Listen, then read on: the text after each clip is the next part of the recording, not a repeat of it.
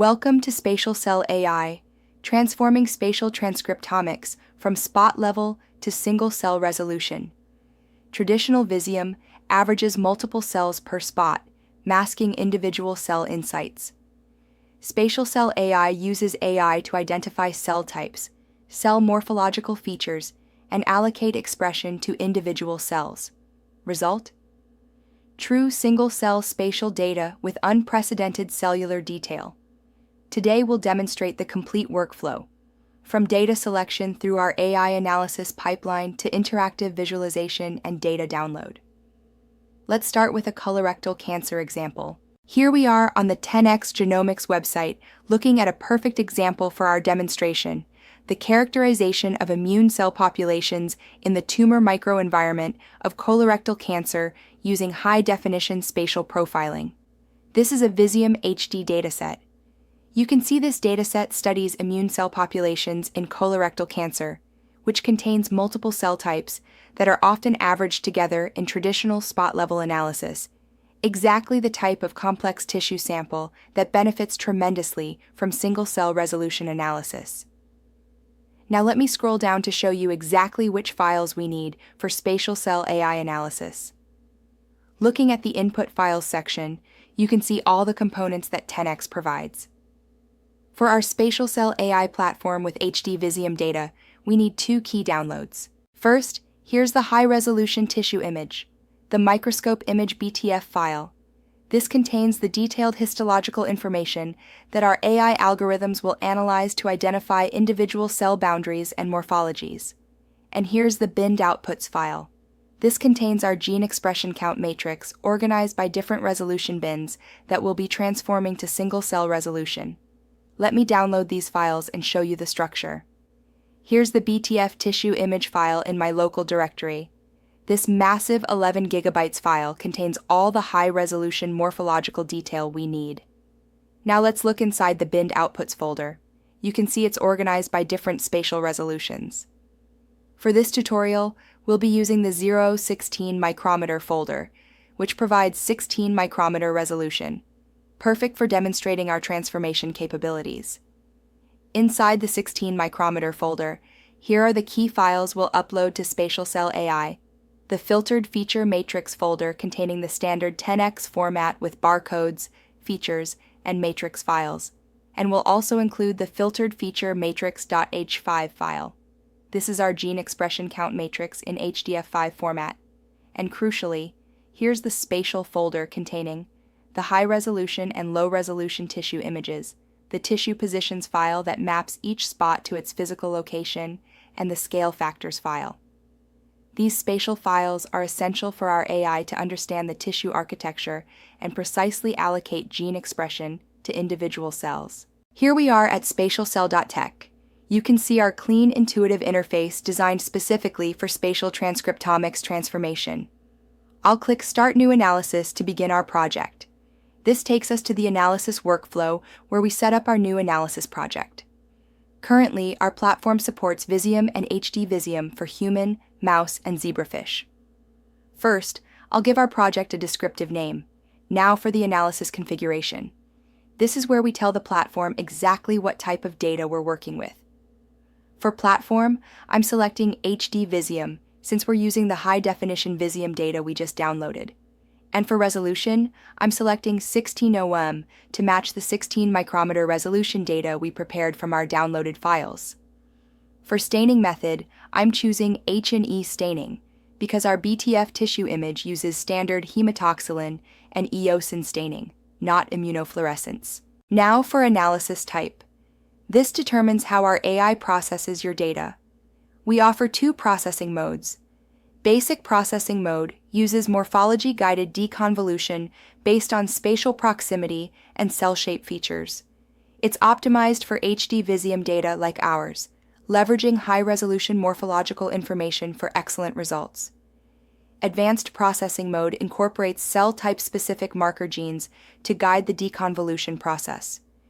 This improves accuracy in complex regions with multiple cell types in close proximity and is recommended for standard Visium data. Since we're working with HD Visium data today, I'll select Basic Analysis. the optimal choice for high-resolution datasets. Now I'll click Next Upload Files to proceed to the file upload step. Now we're at the file upload page where we'll upload all our prepared HD Visium files. The platform has organized everything into clear sections, making it easy to upload exactly what we need. Let's start with the Filtered Matrix Files section. I'll upload our 10x format files one by one. First, I'll select the barcodes file. This contains the unique spot identifiers. Next, the features file containing all our gene information. And now the matrix file. This is the main expression data. Now for the histology image section. This is crucial. Let me explain what you need to upload here. You must upload the high-resolution microscope image in TIFF format. These files are typically anywhere from 500 megabytes to several gigabytes in size.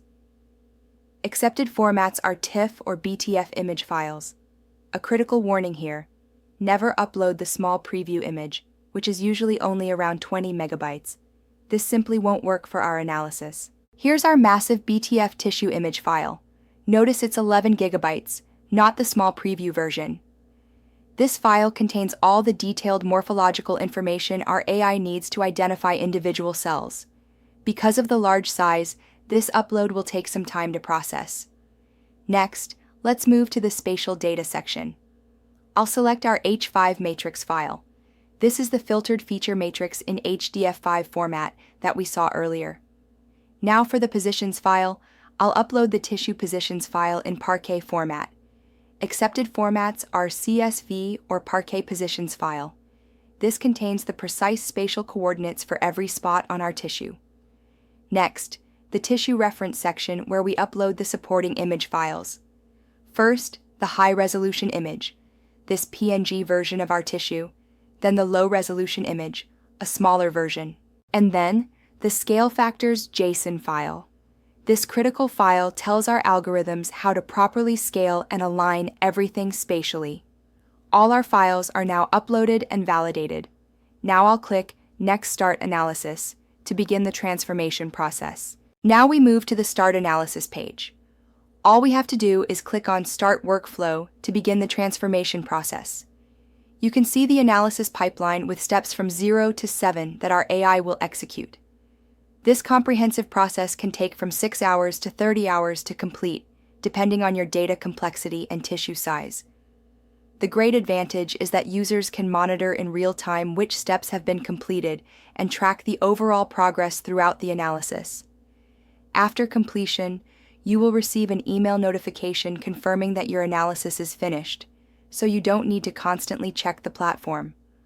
Once you receive that notification, you can return to explore your transformed single-cell resolution results. Now our analysis is complete. Let's click View Results to see the transformation. Here we are at the analysis results page, and the numbers are truly remarkable. Look at these statistics. We started with 137,051 total spots from our HD Visium data, and our AI has identified 150,000 individual cells within those spots. That's incredible precision.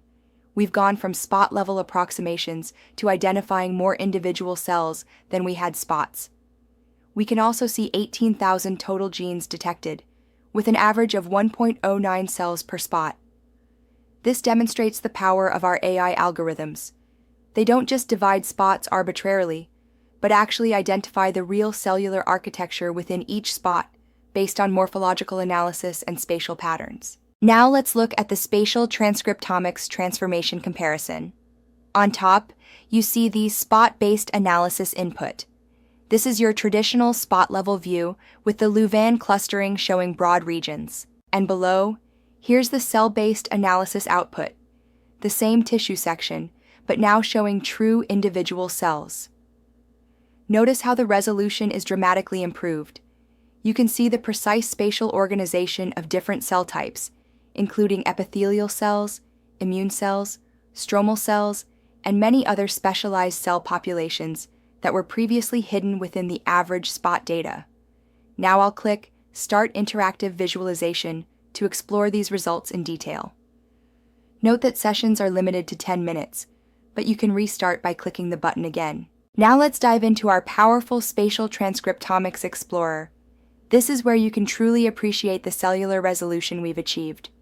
On the left panel, you can see multiple visualization types available: gene expression, UMAP clustering, spatial clusters, cell types.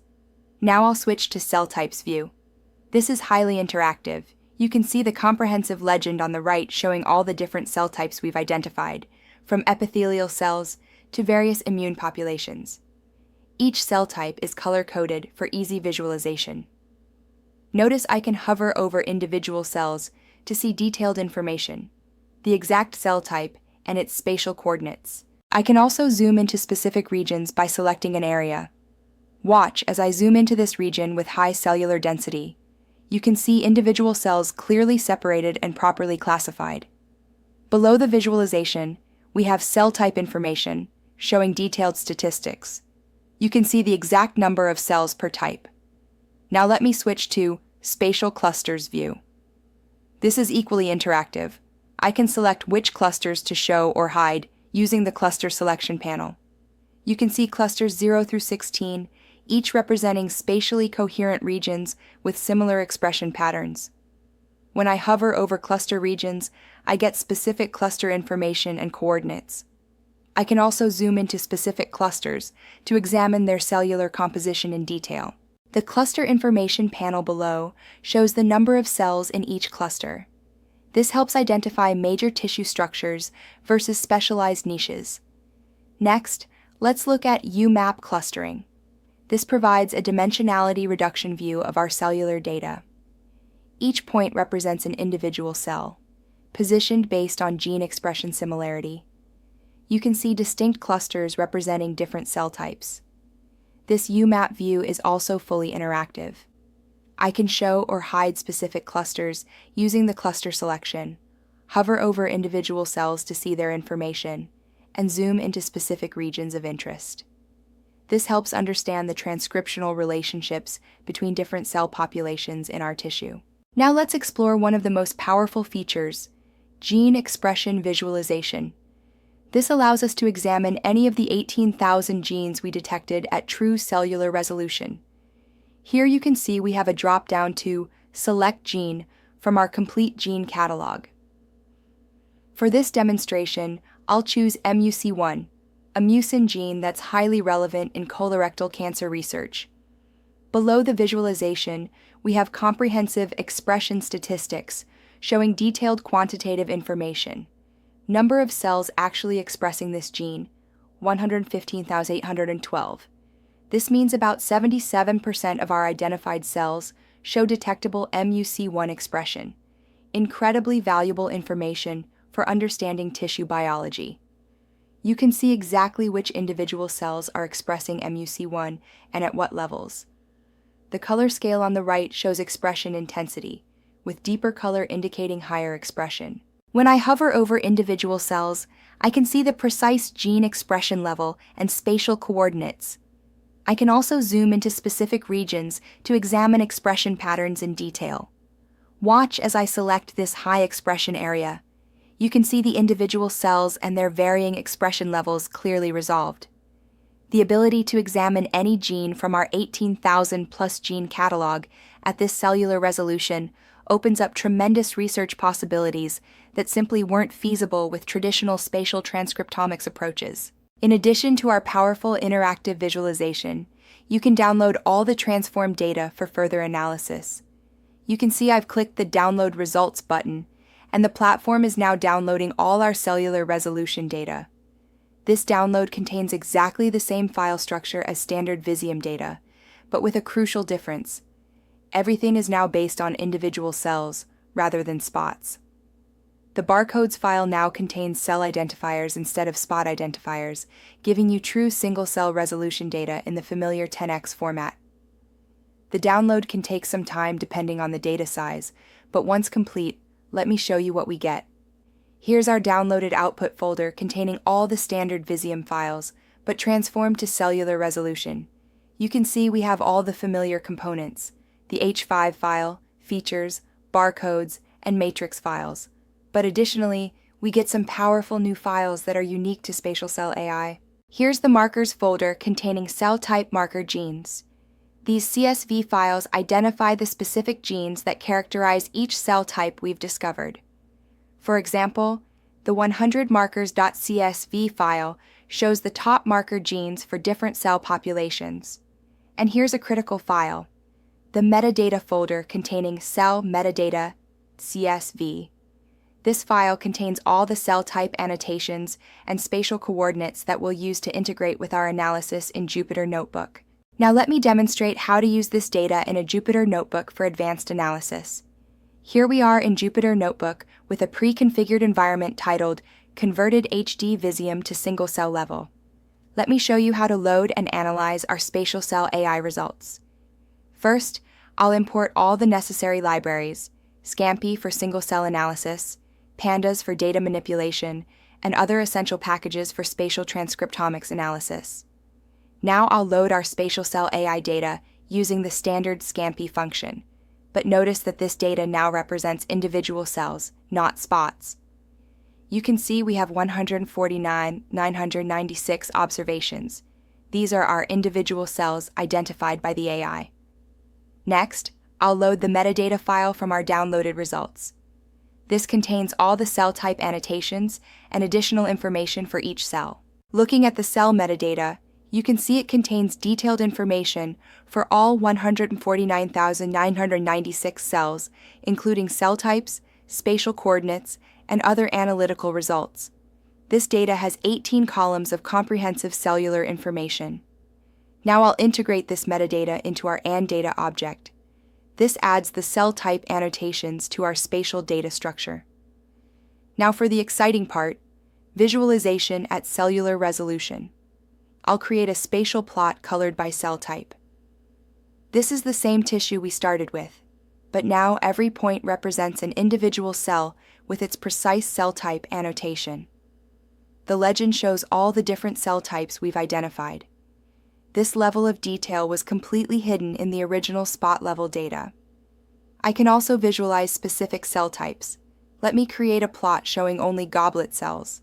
This shows the precise spatial distribution of goblet cells throughout the tissue. You can see exactly where these mucus-producing cells are located and how they're organized within the tissue architecture. This type of analysis is invaluable for understanding tissue function and organization at unprecedented resolution. The beauty of this approach is that all your data is now in the standard single-cell analysis format, so you can use any existing Scampi, Seurat, or other single-cell analysis workflows, but with the added dimension of precise spatial information for every cell. Thank you for joining us today. Visit our website or contact us to discover how SpatialCell AI can advance your work.